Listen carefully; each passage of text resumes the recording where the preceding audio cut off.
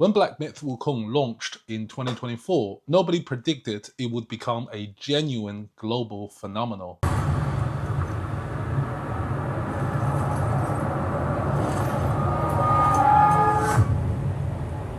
But what I don't understand is, you bastards killing my time!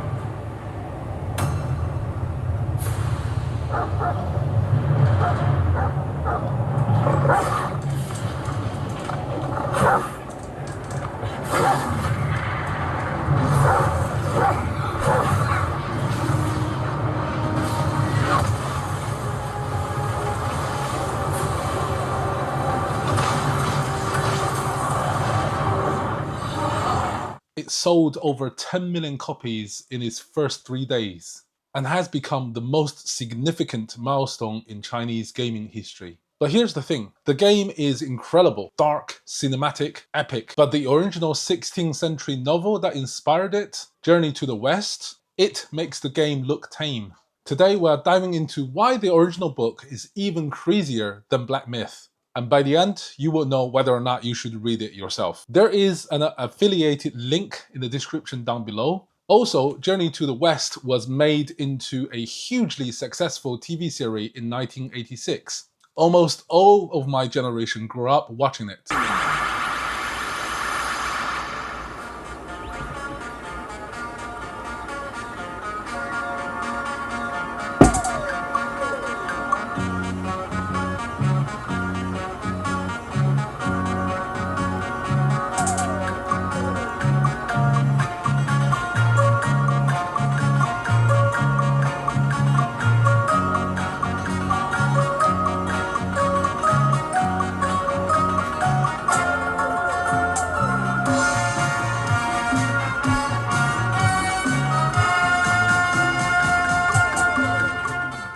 I have also put the link to the TV show in the description down below. If you are interested in Chinese culture, then definitely check it out. Part 1, A New Dawn for Chinese Gaming. To appreciate the book, we have to appreciate what Black Myth achieved. It wasn't just a hit, it was a shattering of expectations. On its first 3 days, it sold well over 10 million copies. By 2026, the figure has rocketed to 30 million worldwide. Industrial experts are calling it the most significant development in Chinese video game history. The game is dark, cinematic, and epic. It is an incredible take on these characters, which brings me to 1800s. While Black Myth represented the future of Chinese gaming, Journey to the West, on which the game was based, represents its ancient soul. It was published in 1592 during the Ming Dynasty. The authorship was attributed to a poet named Wu Cheng'en. But here's the critical thing to understand. Black Myth takes the framework of the journey and filters it through a modern, soul-like lens. The original, in its purest form, is something entirely different. Part 2, The Hyper-Murder Monkey's Mayhem. The first clue that the book is different is the body count. One researcher actually sat down and tallied how many humans the Monkey King kills over the course of the novel. And while the exact figure is fuzzy, it is estimated that he slaughters over 1,030 human beings. This leads to the first major total clash between the two works, and that is the moral center. In the game, Wukong is a tragic, rebellious figure. In the book, he is often what scholars called a hyper-murder monkey. Right at the start of the journey, 6 robbers accosted the pilgrims. Wukong simply crashes them all to death. When his master, the monk Tang Seng, scolded him for it, explaining monkeys aren't supposed to kill, Wukong's response isn't regret, it's annoyance. He turns on his master, shouting, "If it hadn't been talking so much, I wouldn't have to kill them." And it gets worse. In one of the book's most infamous scenes, a demon named Lady Whitebone tries to eat the monk. She's a walking skeleton, a literal bone demon. When Wukong sees through her disguise and kills her 3 times, the monk, blinded by compassion, banishes him for being a violent murderer. Part 3, Where Morality Goes to Die. To understand how chaotic the book is, you have to understand the disciples. The game gives them a certain dignity, the novel does not.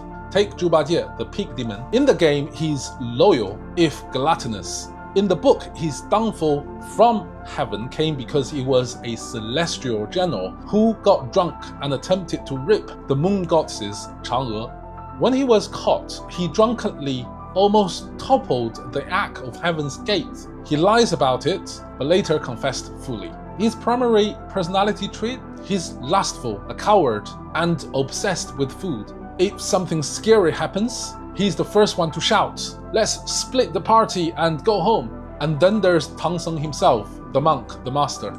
In the game, he's absent. In the book, he's often a whiny, ungrateful hypocrite. He constantly yells at Wukong for being violent, and then 10 minutes later, he needs Wukong to save him from a demon he was so naive to avoid.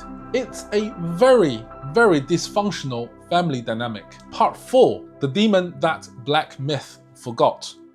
The game designed some incredible monsters, but the book features some of the weirdest villain in classic literature. I want you to meet the Scorpion Demons. She appears for a few chapters, but she is arguably the most powerful demon in the entire story. The book states that her venomous tail can pierce Buddha's golden body, making her the only being in the universe capable of harming the enlightened Buddha. She is a tiny scorpion that can poison a god. And then here's the spider demon, a giant creature that kidnapped the monk to drain his yang energy.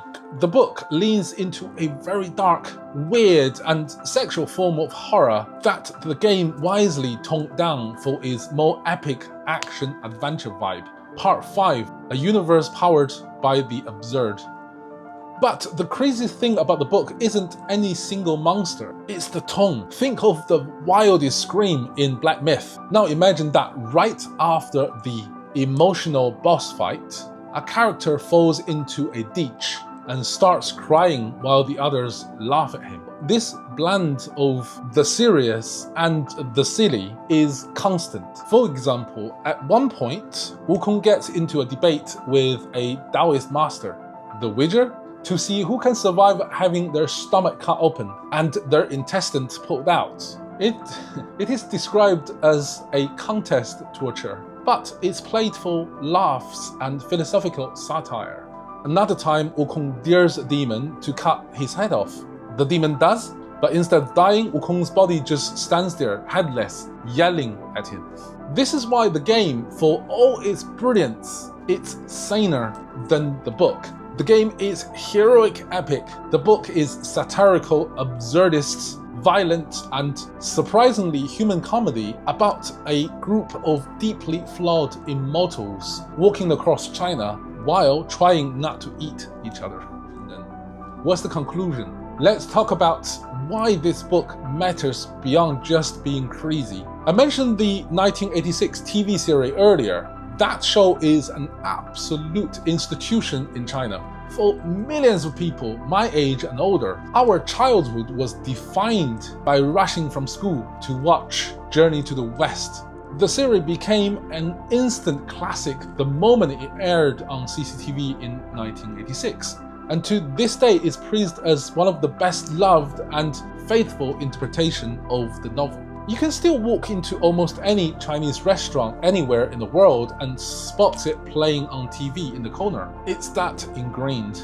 But here is the bigger picture. Journey to the West is not just a book, it's one of the most influential cultural forces in Chinese history. Some scholars argue that in China it holds a position comparable to Shakespeare in the West, or even Dante's work, that shapes how an entire civilization imagines itself. Think about that for a second. The book single-handedly shaped how Chinese people have imagined the afterlife, the heavens and the spiritual world for nearly 6 centuries. The Jade Emperor ruling from heaven, the Dragon Kings in their underwater palaces, the 10 courts of hell with their judges and ghosts. All of that, most of what ordinary Chinese people picture when they think of the other world, comes directly from this novel. On top of that, the book has inspired over 130 films and television adaptations. It also provides the blueprints for one of the most profitable anime ever, the Dragon Balls.